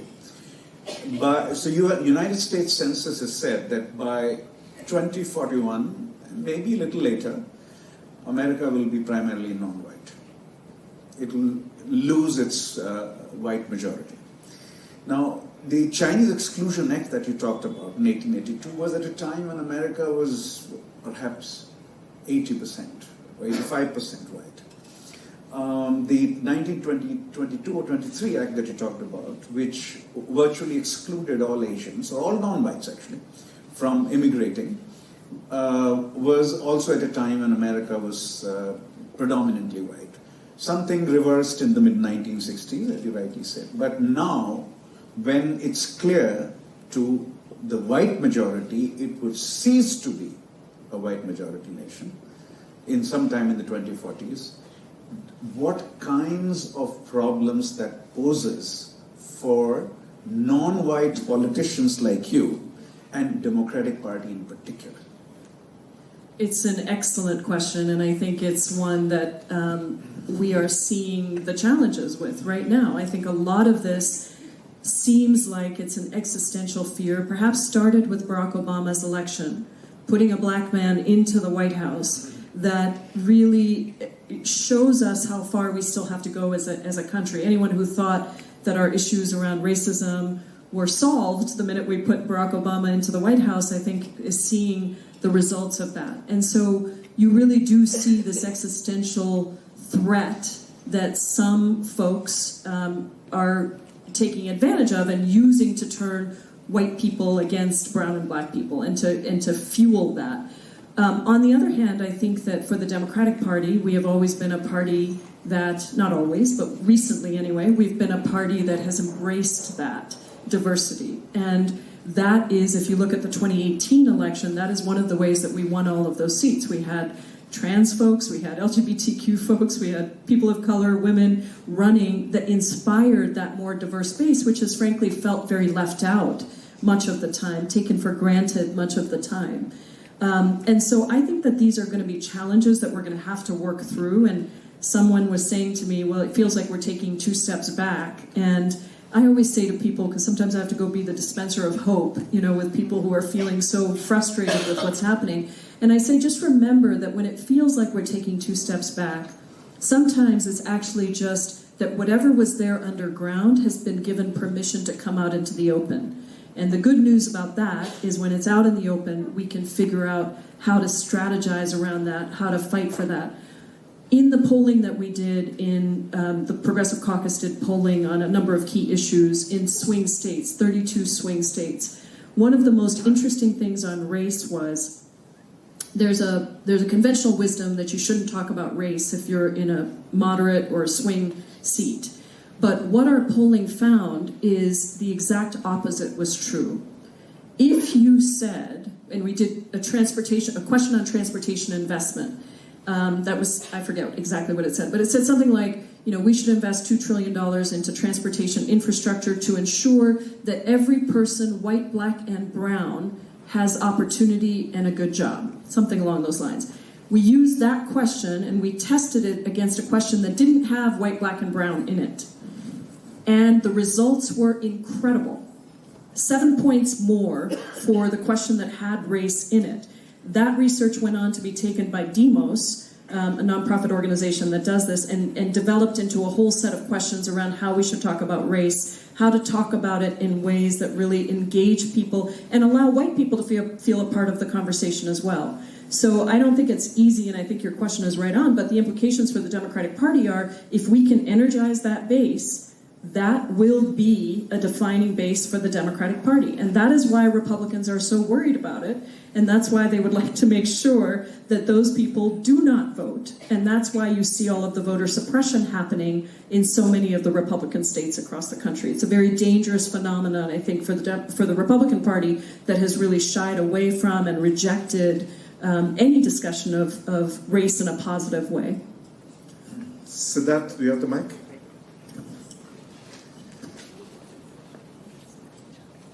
Thank you, ma'am. And thank you for that excellent lecture that we just heard.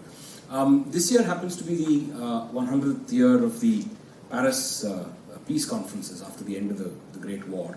And I was just recently reading that the 2 delegations that got on the best at the Paris peace conference were the Americans and the Chinese. Because led by a gentleman by the name of Wellington Koo, who was educated in Columbia, and who apparently, along with President Wilson, loved to have his hash browns at breakfast. What's gone so horribly wrong? Especially now, and keeping Trump out of it, if you were to put your finger onto what, as a system, as a response from the American political system, to what's gone wrong with the Chinese relationship? Well, I think that China has been extremely strategic at building its power around the world. The One Road, One Belt initiative has been a way for China to invest in countries around the world that couldn't get money, in part because the United States has pulled back and other countries have pulled back, and it gives them access to very strategic locations like the port in Sri Lanka. The Chinese MO has been to provide these loans to a number of very strategic points of interest across the world, and then when the country can't pay back those loans, to then take those ports. So just from a defense, strategic, military perspective, the One Belt, One Road initiative has really been a huge investment into these relationships just at the time when the United States has been pulling back. And so when Steve and I were on a delegation trip with a number of Republicans and Democrats last year in East Asia, we were primarily in Indonesia, Singapore, Cambodia, a number of other places. We stopped in the Pacific, and China and the strategic military threat, but also the economic power that China has built, has become a competing power for the United States, and that has really soured relationships. It's an interesting thing to watch Republicans feeling very clear that China is a threat, and that we have to that we have to assert our preeminence over China. So that's some of the underlying pieces of what's happening. And I think that it's difficult to look at that without looking at, obviously, the tariffs. I mean, it's hard to say whether the G7 meeting was good. Apparently, we're back on track for a trade agreement with China, but who knows if that's really true, since we just had China increase tariffs tremendously on U.S. goods and U.S. increase tariffs on Chinese goods. So I don't really know where that's all going to go, but I would just say that I think America sees China as a huge competitor that could overrule America's might in the world. And that does not lead to a desire to engage in the same ways. And there's many other pieces behind this, of course, but I think that's a big part of it. Madam? Hi, Congresswoman. It's been really wonderful listening to you, and I think the background to my question comes from the fact that I'm a law student. I mean, I was a law student last year, and I'm a lawyer now. And throughout law school, we're always comparing the Indian system with the American system.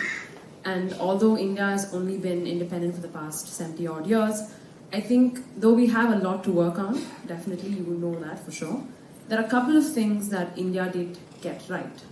For me, when I think about the one unifying factor across politics in the US, Republicans and Democrats alike, people come together on the gun control issue, right? And always when I'm looking at Democrats, the answer seems to be more background checks. And I don't seem to quite understand that, because in India, a public gathering like this can occur without anybody being paranoid about a mass shooting occurring. A public figure such as yourself can take the stage without any fear. And in India, Arms Act is quite strong. It is really near impossible for a citizen to get hold of for a weaponry, for any weapon. I just don't understand why the Second Amendment is still relevant in 2019. It's supposed to be against the government. The people should be able to bear arms against the government. It just doesn't make any sense anymore to me. And my second question is kind of leading up to that. You talked about how the Pentagon goes nearly unaudited in its budget, and I think you're on the budget committee as well. I think the Indian budget for defense spending is about 50 billion. I know this because I wrote a paper on this. And the American budget is, correct me if I'm wrong, it might be, I think, above 400 billion. 673 billion. Great, so conservative number, but yeah, you're right. So I just don't understand. I mean, this time, right now where we are, is definitely a marking in history. Kids in the future are going to look at this point and realize that the Trump administration was definitely horrific. And back in these days, I mean, people are going to know that we spent, as in Americans spent 600 and something odd billion in defense spending, when that money could have been used elsewhere for Medicare and things that would help the populace. From an Indian perspective, I'm just trying to understand, what is America thinking? So your question is, yo, America. Well, first of all, thank you for going into the law. We need lots of smart attorneys, because I really believe that the courts and the judicial system are so important in both of our democracies. In terms of guns, I don't think that any of us actually believe that the Second Amendment would allow for assault weapons to be used, to allow for this number of guns to be out there. would allow for people to have guns without any responsible tests to know how to use them, safe storage. I mean, there's all kinds of things. And I think that there is a very powerful lobby that has grown up around guns and that has bought a lot of politicians off. At the same time, I don't want to give the NRA the power to say that that's the reason why we are where we are. We have the power, the people have the power, and we have to continue to push for a different system. I don't think it's a constitutional right to have guns the way we have them today. Nobody ever said, David Hogg, who was one of the Parkland students, said, one of the most powerful things he said, your right to own a gun does not negate my right to live. And that's what's happening. People are, literally kids are going to school, they're having drills, they don't know if they're going to come home alive, they're going to theaters, to churches, to temples, to synagogues, and they're dying because of guns. And so I don't have an answer for you other than to say that our system has been corrupted on multiple levels, not just on the gun issue, on the fossil fuel climate change issue, on so many issues by money in politics, the incredible amount of money that gets spent in US elections that tilts the balance of how somebody votes. And that is why we are where we are, and the only way it changes is by people unelecting the people who are there and electing people who are willing to stand up and say, we need to change this. Background checks, mental health, mental health drives me crazy when people say this is a mental health crisis. It's not a mental health crisis. And I think it's very unfair to blame what's happening with guns on mental health. But these are small things. You're absolutely right. There's a culture of violence that we have to address, and we have to keep guns out of the hands of people. I don't think everybody should have a gun to do whatever they want. So I think this is a big fight, obviously, that we're having. Yeah. Congresswoman, thank you for your time in this conversation. This is really quite something. AOC on Colbert a few months ago went on and said that the messaging around the Green New Deal was kind of hijacked by Fox, and they seem to be weirdly obsessed with her. Keep it closer. Sorry. So Fox sort of hijacked the narrative around the Green New Deal, and I wondered, going into the next election cycle, what is the conversation going to be like around the Green New Deal, and also in terms of policy narrative, what does that mean going forward for the next term? Because the Democratic narrative is sort of, the puzzle is still being put together. Like, for instance, Bernie Sanders was in California a couple of days ago, and he was having a conversation with people who have fossil fuel jobs related to the fossil fuel industry, and saying that, oh well, we'll sort of take care of you. So what is the holistic picture like, and how does this sort of feed into the 2020 narrative around the Green New Deal? Well, I think the Green New Deal, in so many ways it was incredible, right? Because it energized people across the country, and particularly young people. But the Green New Deal itself as a piece of legislation is, I think it's 12 pages or 18 pages. It's a resolution about, kind of what is our ideal? What are we trying to get to in terms of addressing climate change and preserving our planet and getting climate justice? Each of the pieces of the Green New Deal has numerous pieces of legislation that have to go along. If I were to say what we should do immediately, it would be to address the electrical grid. We have to establish an electrical grid, and we have to rid ourselves of fossil fuels by a certain amount of time. We have to move to clean energy, and I had a bill in the last Congress that was to move to clean energy by 2050, which I understand is too late. But given where we are, the reality is we've got to figure out how to get there. And in Washington State, we had one of the biggest, most diverse coalitions around a clean energy climate change initiative that failed, unfortunately. But it brought labor to the table. How do we create union jobs that are good jobs, right? They can't just be green jobs. They also have to be really good jobs. And how do we encourage investments in a number of different areas, from solar to other kinds of green energy? And so there's a lot of different pieces to getting to an answer to climate. The Green New Deal was a framing of it that I think allowed people to see it as a big visionary idea, which it is. But if we're going to get there, it's going to require a lot of specific pieces of legislation and action on the state level and on the federal level if we're ever going to be able to preserve our climate. Last two questions, MD and then Vibha. Good evening, Congresswoman. Thank you for a thoroughly illuminating and entertaining talk this evening. I'd like to ask you about something that's closer to home. What does the American mind think about, and what does the American heart feel about what's happening in Kashmir? Or is the average response, what's Kashmir? I think that is actually probably the average response. I mean, the majority of people across America have no idea what's happening in Kashmir. And I think that, we have all been very careful, and we always are, when we're commenting on issues anywhere in the world. I have put out a couple of tweets about Kashmir, not about Kashmir actually, but around the reports of arrests without charges in Kashmir, and about the use of large-scale detention camps for Muslim immigrants. And I have tried to stick to not Article 370 and should the Indian government go into Kashmir or not, but actually to think about democratic principles more broadly. How do we make sure that any democracy has the right for people to assemble peaceably? How do we make sure that people are not arrested without charges? How do we make sure that internet connections and communications are not shut down? This is something that we just worked on in Sudan, actually. We were working very hard, I and several of my colleagues. And so I think the majority of Americans have no idea what's happening. Those of us that have a deep connection to India because we have family here, or because some people are on the Foreign Affairs Committee, they have weighed in. The chairman of the Intelligence Committee weighed in specifically on the 370 question and what's happening in Kashmir with some concerns, Adam Schiff. The chairman of the Armed Services Committee, also an Adam Smith, also weighed in with concerns. These have been front page articles in the New York Times, and so I expect that when I get back, there will continue to be discussions about what role the United States should have in ensuring that any democracy around the world that we consider to be a strong ally and friend is engaging in ways that meet our democratic ideals. I do have a call set up with the Indian ambassador when I get back to the United States, and I'm looking forward to that conversation and hearing what he has to say about what's happening in Kashmir. But I think the average person is saying exactly what you said. What's Kashmir? Where is it?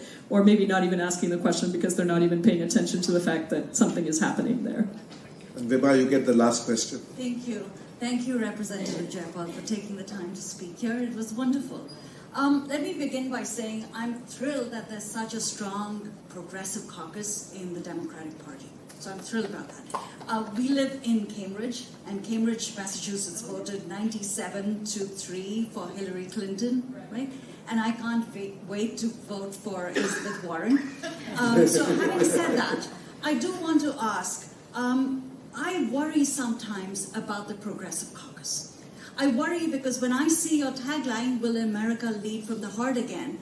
I don't know, and maybe it's because I live in the Cambridge bubble, I don't know how to reach out to much of the heart, reach out with a heart to much of America, right? Apart from making sure that whenever I have a cocktail, I have a bourbon cocktail, there's very little I'm doing with much of, the South or the Midwest, right? And so my question to you is, how can the Progressive Caucus sort of moderate itself? Right? So it sort of follows from the question that I think the professor up there asked, how can we make it more inclusive while also making the progressive, at least much of the progressive agenda come to life? Does that make sense? Yeah, thank you for the question, and Elizabeth is great, and I think one of the things that Elizabeth is doing is, and this is not a plug for Elizabeth, but I think it's really, though, I think she's pretty fantastic too, but I think one of the things she's doing is she is going to every state in the country. She is not writing off Michigan or Wisconsin or Ohio. I watched a tremendous town hall she did on Chris Hayes, I think, in Indiana, right where the Carrier plant had been. And I was just stunned at how good she is at talking to people. And Jack pointed out to me in an article that was recently written, I haven't read it yet, that she started out as a Republican. She was raised in Oklahoma. She was a conservative. in her views and her systems, and she isn't today, but that transformation gave her an insight in the same way that when I lived in Cincinnati, Ohio, and worked across eastern Indiana and western Ohio in these tiny little rural departments, and I'm not afraid of going into those places, and I do all the time.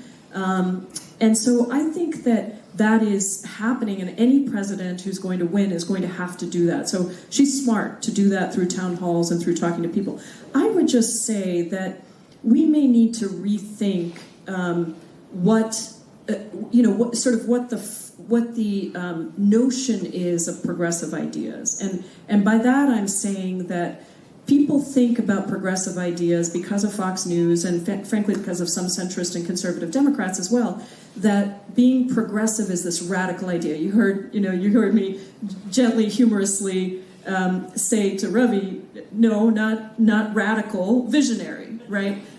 Because I think that I've always wondered, how did the word centrist, I'm an English literature major thanks to my mother, how did the word centrist become a word that signifies policies that benefit the top 10% of the country?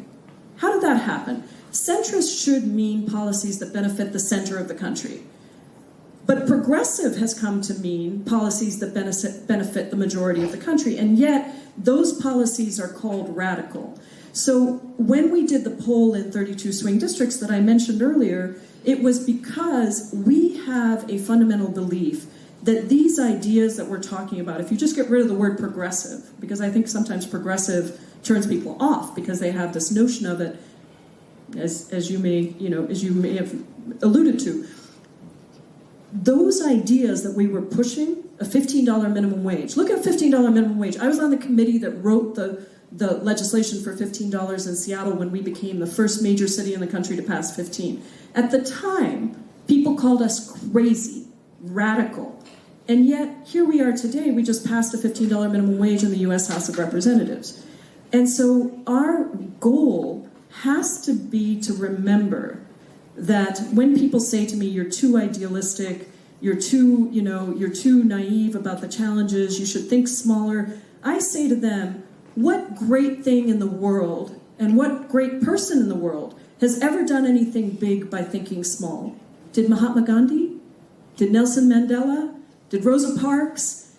We have to be able to put forward ideas, and at the same time we have to be able to explain them. And I don't think everybody explains them well, and I don't think everybody goes into the places that we are afraid to go into. You know what I mean? People want to stay with the people that they know best, and they don't necessarily want to be with people who disagree with them. So I go on to Fox News, I've been on with Tucker Carlson, I've debated because I think it keeps me sharp, but more than that, it helps me to understand what the argument is on the other side so that I can formulate a better argument from my side. Thank you. And on that note, thank you, Congresswoman Jayapal. Thank you, Tom, for being here. Thank you. Bijoy, are you still there in the audience? Tom wanted a shout out for the architect. So, Bijoy. Yes, I want everybody have a look at the architect. You've done a fantastic job, and this is a really beautiful, magnificent auditorium. Thank you very much. Thank you.